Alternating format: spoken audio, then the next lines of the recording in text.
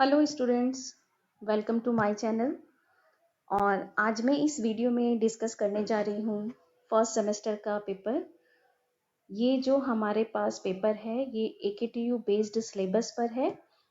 First semester engineering mathematics first, और जिसका paper code है KAS 103T। और ये जो हमारा पेपर है ये लास्ट ईयर का पेपर है, 2021 का पेपर है। तो ये आज हम यहाँ पर इसका पैटर्न डिस्कस करने जा रहे हैं। तो पेपर का कोड 103T 2021 का पेपर, लास्ट ईयर का। और आपका जो पेपर का पैटर्न क्या रहता है इस वीडियो में हम सिर्फ इतना डिस्कस करेंगे। पेपर का पैटर्न क्या है, आप क्वेश्चन को किस तरह से अटेम्प्ट करें जिससे कि आप अपने मार्क्स को मैक्सिमाइज कर सकें, आपकी पढ़ने की क्या स्ट्रैटेजी रहे, आप कौन से टॉपिक बहुत अच्छे से प्रिपेयर करें जहां पर आप ये कहें कि यहाँ से हमारा कोई भी मार्क्स डिडक्ट नहीं हो सकता। तो चलिए स्टार्ट करते हैं। क्वेश्चन के साथ साथ आपको गाइडलाइन देती जाऊंगी, तो ध्यान से सुनिएगा पूरे वीडियो को। टोटल पेपर का जो ड्यूरेशन रहता है वो 3 आवर्स है, और जो मैक्सिमम मार्क्स हैं टोटल वो 100 हैं। और AKTU की डेट शीट आ चुकी है, आपका 21 मार्च का एग्जाम है, अभी तक तो यही है डेट शीट में। तो चलिए इसी को देखते हुए मैंने ये वीडियो शूट किया है। हमारा जो पेपर पैटर्न है वो 3 सेक्शन में डिवाइड है। मैं पेपर को स्क्रॉल कर रही हूँ, section A, section B and section C। पूरा पेपर 2 पेजेस का पेपर है और 3 सेक्शन में डिवाइड है। सबसे पहले एक एक सेक्शन को डिस्कस करते हैं। सेक्शन A, सेक्शन A में आपको मिलेगा क्वेश्चन नंबर 1, जहां लिखा होगा attempt all in brief, meaning short question है। क्वेश्चन नंबर 1 के टोटल A से लेकर J तक पार्ट हैं, तो टोटल ये 10 पार्ट्स आपको दे दिए गए हैं, और ईच एंड एवरी पार्ट का जो वेटेज है वो 2 मार्क्स है। इसीलिए आपके पास इस सेक्शन का जो वेटेज बनता है वो 20 मार्क्स बनता है। याद रखें, इस सेक्शन के अंदर कोई चॉइस नहीं है, अटेम्प्ट ऑल पार्ट्स, लेकिन शॉर्ट क्वेश्चन। इसके बाद हम जाते हैं सेक्शन B पर। सेक्शन B में आप देखेंगे यहाँ आपको मिलेगा क्वेश्चन नंबर 2। अब क्वेश्चन नंबर 2 की टोटल कितने पार्ट्स उसने दिए, ABCDE, टोटल 5 पार्ट्स, और लिखा है अटेम्प्ट एनी 3, मीनिंग यहाँ आपको चॉइस मिली। हर पार्ट का जो वेटेज है आपके पास वो 10 मार्क्स का है। अब 5 में से 3 अगर आपको अटेम्प्ट करने हैं तो 3 क्वेश्चन आपने अटेम्प्ट किए, वेटेज हुआ 10 मार्क्स, तो ये आपके पास इस पार्ट का वेटेज बना 30 मार्क्स। तो सेक्शन B का वेटेज हुआ 30 मार्क्स। इसके बाद हम जाते हैं सेक्शन C पर। ये अब आप आ गए सेकेंड पेज पर अपने पेपर के। सेक्शन C में आपके पास जो क्वेश्चन स्टार्ट हुआ वो क्वेश्चन नंबर 3। अब क्वेश्चन नंबर 3 के उसने पार्ट दिए A एंड B, 2 पार्ट, लेकिन उसने कहा attempt any one, internal choice बन गई यहाँ पर, अटेम्प्ट एनी वन, और हर पार्ट का जो वेटेज है वो 10 मार्क्स, लेकिन आप एक क्वेश्चन कर रहे हैं तो इस क्वेश्चन नंबर 3 का जो वेटेज आ गया ये आ गया 10 मार्क्स। इस तरह से क्वेश्चन 4 सिमिलर पैटर्न पहले फॉलो हुआ, अटेम्प्ट एनी वन, 2 पार्ट में से एक करना है, 10 का वेटेज। तो फिर से क्वेश्चन नंबर 4 ये आपके पास बन गया 10 मार्क्स का। नेक्स्ट आपके पास आते हैं हम क्वेश्चन नंबर 5 पर।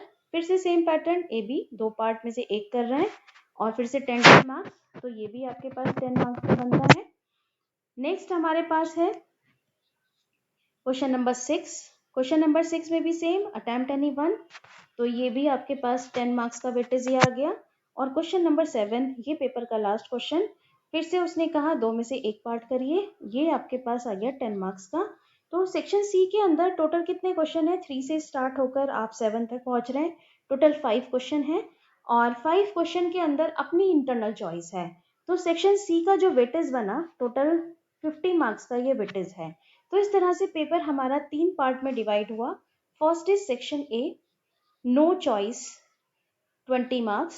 Section B,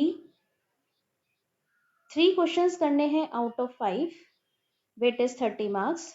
section C, internal choice के साथ, ये आपके पास टोटल 50 मार्क्स। इस तरीके से आपके पास ये पेपर आ गया 100 मार्क्स।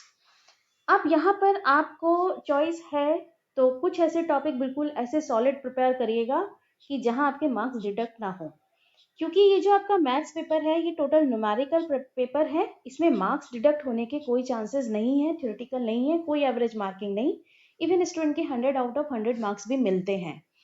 चलिए फर्स्ट सेक्शन पर मैं आती हूँ। फर्स्ट सेक्शन के अंदर क्वेश्चन हम डिस्कस करते हैं कि कौन से टॉपिक से क्या पूछा है। फर्स्ट उसने पूछा यूनिटरी मैट्रिक्स पर रिलेटेड, ये आपके पास यूनिट 1 है। और नेक्स्ट उसने पूछा रैंक नलिटी थ्योरम, ये भी यूनिट 1 का पार्ट है। तो देखिए यूनिट 1 के 2 क्वेश्चन यहाँ उसने पूछ लिए फर्स्ट यूनिट से, 2 क्वेश्चन, जिसमें एक उसने थ्योरम का स्टेटमेंट और एक न्यूमेरिकल प्रॉब्लम पूछी, बहुत ही सिंपल सा कि यूनिटरी एंड एक थ्योरम का सीधा सीधा स्टेटमेंट, कोई न्यूमेरिकल प्रॉब्लम ही नहीं यहाँ पर। इसके बाद हम नेक्स्ट क्वेश्चन पर मूव करते हैं। तो नेक्स्ट क्वेश्चन है रोज थ्योरम, ये यूनिट 2 का पार्ट है। और डिस्कस सिमेट्री ऑफ कर्व, यहाँ पर आ गए, ये भी यूनिट 2 का पार्ट है। तो रोज थ्योरम का सीधा स्टेटमेंट है, कोई न्यूमेरिकल प्रॉब्लम नहीं है। लेकिन यहाँ पर अगर आप देखें इस क्वेश्चन को, उसने सिमेट्री पूछी, तो ये जो पार्ट है, ये जो आपका पार्ट है, ये है कर्व ट्रेसिंग का पार्ट। और कर्व ट्रेसिंग अपना एक वाइड टॉपिक है, जिसके अंदर कर्व को ट्रेस करने के बहुत से पॉइंट बताए जाते हैं। तो कर्व ट्रेसिंग का जो फर्स्ट पॉइंट पढ़ाया जाता है, वो पढ़ाया जाता है सिमेट्री। उसने सिर्फ सिमेट्री पूछी है, तो हमें ओनली सिमेट्री ही बतानी है। तो बहुत से स्टूडेंट क्वेश्चन पेपर को ध्यान से नहीं पढ़ते, ये नहीं देखते कि उसने पूछा क्या है, बस करने लग जाते हैं। यहाँ उसने कर्व ट्रेसिंग का सिर्फ सिमेट्री वाला पार्ट पूछा है, इसने 2 नंबर में क्वेश्चन दिया, ओनली सिमेट्री चेक करनी है। तो ये आ गया सेकेंड यूनिट का पार्ट। अब हम आते हैं नेक्स्ट क्वेश्चन, पार्शियल डेरिवेटिव पर बेस्ड। और नेक्स्ट इसने पूछा है, नेक्स्ट क्वेश्चन के अंदर x और y दे दिया और पूछा है del X Y with respect to u v, इसका मीनिंग जेकोबियन दे दिया है। यहाँ जेकोबियन पूछ लिया। और नेक्स्ट फर्स्ट क्वेश्चन में इसने टोटल पूछ लिया। तो ये यूनिट 3 है, डिफरेंशियल कैलकुलस सेकंड है। देखिए जेकोबियन 2 मार्क्स में यहाँ एक शॉर्ट क्वेश्चन जेकोबियन का दे दिया गया है और एक टोटल डेरिवेटिव पर क्वेश्चन आ गया। नेक्स्ट क्वेश्चन पर बात करते हैं। इसने कहा सिर्फ इवेलुएट, इवेलुएट में लिमिट भी दे दी, फंक्शन भी दे दिया, सिर्फ आपको इसका आंसर निकालना है, इंटीग्रेट करना, आंसर निकालना है। नेक्स्ट उसने पूछा है वॉल्यूम। जब वॉल्यूम की बात करते हैं तो क्वेश्चन ट्रिपल इंटीग्रेशन पर ट्रांसफर हो जाता है। वॉल्यूम निकाल रहे हैं तो देखिए फोर्थ यूनिट आपकी इंटीग्रेशन पर बेस्ड है। तो फोर्थ यूनिट में एक क्वेश्चन तो उसने डबल से पूछा, एक उसने ट्रिपल से पूछा, दोनों इंटीग्रेशन कवर कर लिए। अब हम आते हैं फिफ्थ यूनिट, लास्ट के दोनों क्वेश्चन ये आपके फिफ्थ यूनिट पर बेस्ड हैं, वेक्टर कैलकुलस। तो वेक्टर कैलकुलस को 2 पार्ट में पढ़ाया जाता है। फर्स्ट पढ़ाया जाता है वेक्टर डिफरेंशिएशन का पार्ट है, और एक पढ़ाया जाता है वेक्टर इंटीग्रेशन का पार्ट। तो देखिए दोनों पार्ट से क्वेश्चन पूछे गए होंगे। इसने पूछा यहाँ पर सोलेनॉइडल, तो सोलेनॉइडल मीनिंग डाइवर्जेंस का पार्ट है, मीनिंग वेक्टर डिफरेंशिएशन से पूछ लिया गया। और लास्ट में इसने पूछा है ग्रीन थ्योरम, वेक्टर इंटीग्रेशन का पार्ट है। 3 थ्योरम्स आपको बताई जाती हैं, ग्रीन, स्टोक्स की, आप इन्हें बहुत अच्छे से प्रिपेयर कर लें, एंड गॉस डाइवर्जेंस। ये 3 थ्योरम आपके सिलेबस का पार्ट है, जिसमें उसने सिर्फ थ्योरम का स्टेटमेंट पूछा। तो सेक्शन ए में आपको एक चीज समझ में आ गई होगी, हर यूनिट का वेटेज है इक्वल, हर यूनिट से 2-2 क्वेश्चन है, हर यूनिट से टोटल वेटेज बना 4 मार्क्स का।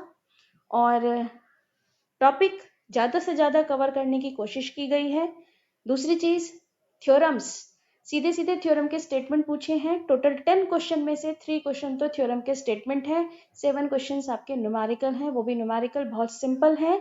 तो सेक्शन ए इजी पार्ट है, आप इसे नहीं कहेंगे कि ये थोड़ा टफ पूछा गया, बिल्कुल सीधे सीधे क्वेश्चन सेक्शन ए के अंदर पूछे गए हैं। अब हम जाते हैं सेक्शन बी की साइड, मूव करते हैं। सेक्शन बी हमारे पास जाता है क्वेश्चन नंबर 2 पर। तो क्वेश्चन नंबर 2 में हम आते हैं और यहाँ से अब क्वेश्चन पेपर की चॉइस स्टार्ट होती है। तो जब भी स्टूडेंट पेपर में बैठते हैं तो तैयारी करके बैठते हैं, फुल सिलेबस पढ़ा होता है, तो लेकिन जब आप क्वेश्चन में आपको चॉइस पिक करनी होती है तो थोड़ा वाइजली काम करें। 3 क्वेश्चन आप वो उठाएं जहां आपको ये फील होता है कि हम यहाँ से बिल्कुल भी कैलकुलेशन मिस्टेक नहीं करेंगे, एकदम एरर फ्री काम करेंगे। मतलब अगर हम 30 मार्क्स का करके आए तो 30 में से हमें 30 मिलेंगे, वो क्वेश्चंस पिक करें जिस पर आपका कमांड है, जिसकी आपकी प्रैक्टिस बहुत है। देखिए फर्स्ट क्वेश्चन यूनिट 1 का, फर्स्ट यूनिट से क्वेश्चन आ गया और यूनिट 1 में उसने पूछा है इनवर्स ऑफ मैट्रिक्स।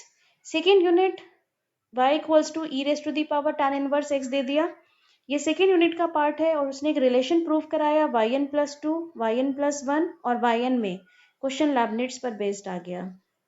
और बच्चों को कहते हैं सेकेंड यूनिट में लैबनिट्स थ्योरम बहुत अच्छे से प्रिपेयर करिए, बहुत वेटेज लेके जाती है लैबनिट्स थ्योरम, और क्वेश्चन में एरर होने के चांसेस भी कम से कम रहता है, बस प्रैक्टिस रिक्वायर्ड है। थर्ड यूनिट पर हम आते हैं। यहाँ पर देखिए आपको ये 3 इक्वेशंस दे दी और उसने कहा show that del U V W with respect to X Y Z, ये रिजल्ट प्रूव करिए। तो क्वेश्चन किस टॉपिक पर बेस दे दिया उसने? जैकोबियन। अगेन रिपीट कर दिया जैकोबियन का टॉपिक। सेक्शन ए में 2 मार्क्स का पूछ लिया, यहाँ सेक्शन बी में 10 मार्क्स का पूछ लिया, टोटल 12 मार्क्स का जैकोबियन यहाँ रिपीट हो गया। नेक्स्ट हम जाते हैं इवेलुएट, सिर्फ इवेलुएट करा रहा है बट बाय चेंजिंग वेरिएबल। तो जब हम 4th यूनिट की बात करते हैं तो हम स्टूडेंट्स या से यही कहते हैं या आपको भी यही सजेशन देंगे कि आप 2 टॉपिक तो बहुत अच्छे से प्रिपेयर करें यूनिट 4 में, change of order and change of variable. Her bar question मिलता ही मिलता है चेंज ऑफ ऑर्डर का या चेंज ऑफ वेरिएबल का।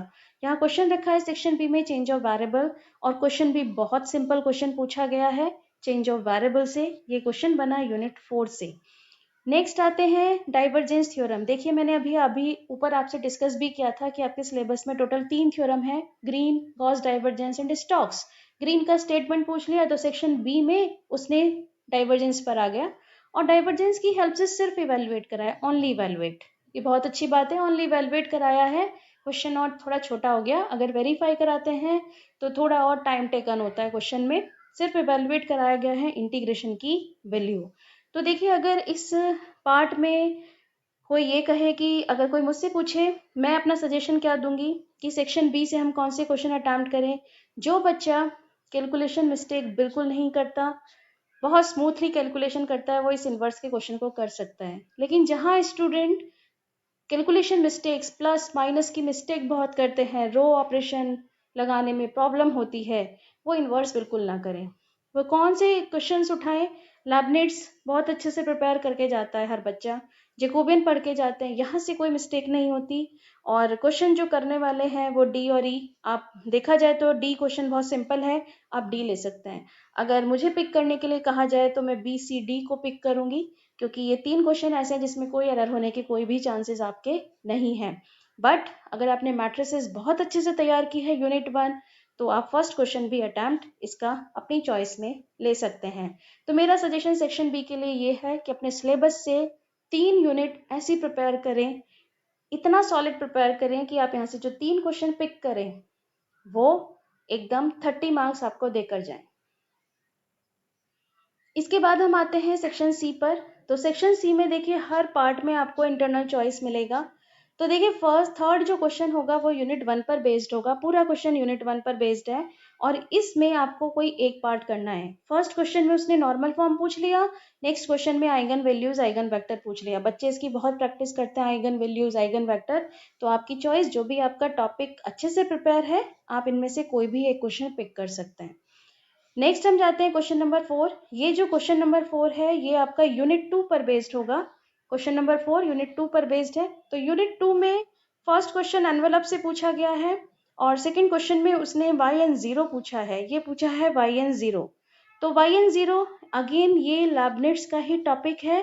तो क्वेश्चन पेपर को एनालाइज करो, सेक्शन बी में 10 मार्क्स लैबनेट्स, सेक्शन सी में 10 मार्क्स लैबनेट्स। तो जिसने लैबनेट्स प्रिपेयर किए 20 मार्क्स अकेला लैबनेट्स पढ़ा है। तो लैबनेट्स प्रिपेयर करिए, बहुत अच्छे से प्रिपेयर करिए, आपको बहुत अच्छा वेटेज देके जाता है।